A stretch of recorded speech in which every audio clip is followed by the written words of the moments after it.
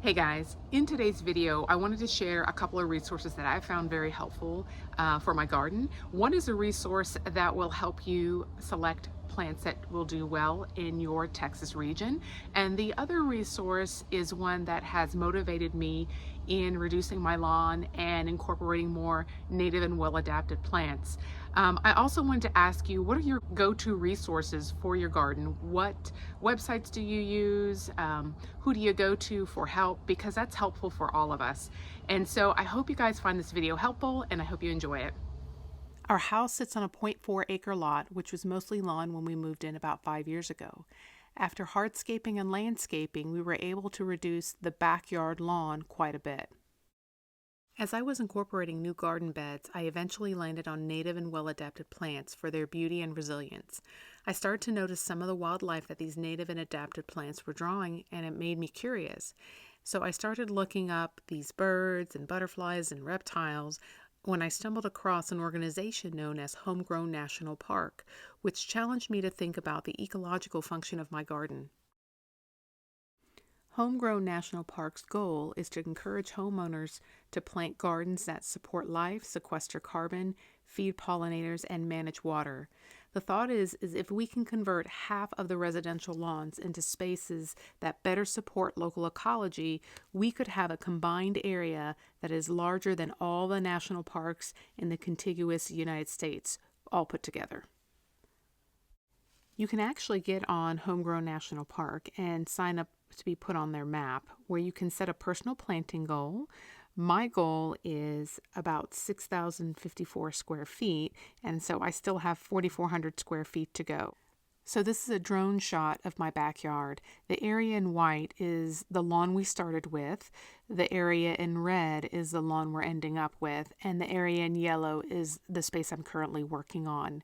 And so you can see that we reduced that lawn size quite a bit. Now, in creating garden beds, you're going to have to find a way to either kill or get rid of or reduce the grass in the area, and there's lots of different ways to do it. I opted initially for a sod cutter to get rid of the sod in my garden bed, but it broke, and so then I had to hand dig 230 square feet with my root slayer shovel. And essentially I just kind of went in rows and broke up the sod, and then went in a perpendicular fashion and broke it up the other way, shaking off the dirt, tossing the grass, and just little by little got it done over about, I think, 6 weeks. Here it is with a walkway installed before I added the mulch. So far, I have got several plants here. I have got Russian sage here and here. I think this is called Santolina, so I've got that here. And then I've got mealy cup or mealy blue sage here and here. And then I have another Santolina here. Here, I think this is the black and blue salvia. And then I've got an agastache here. This one's called Tutti Frutti.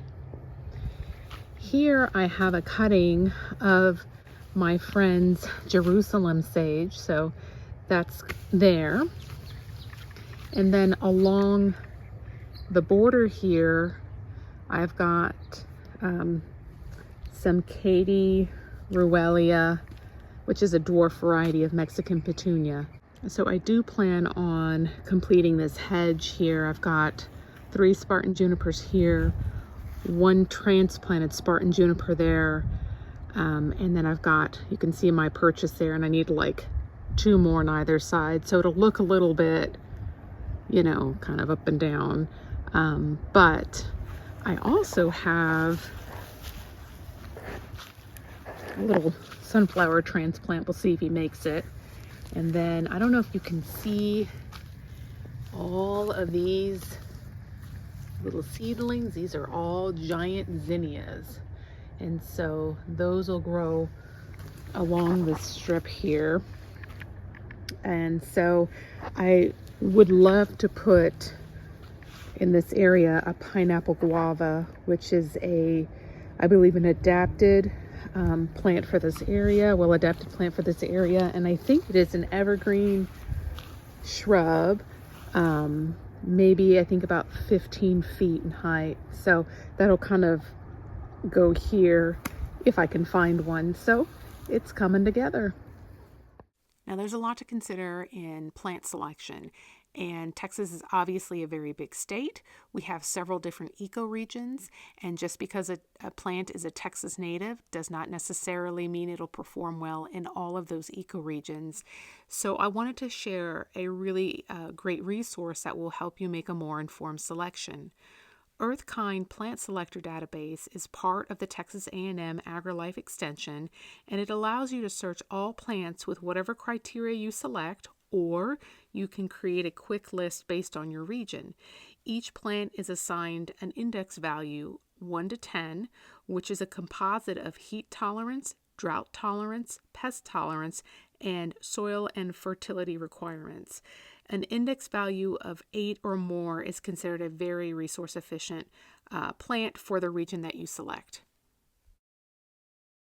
One limitation of this database is that it does not provide whether a plant is invasive or not. However, you can check for invasiveness at texasinvasives.org.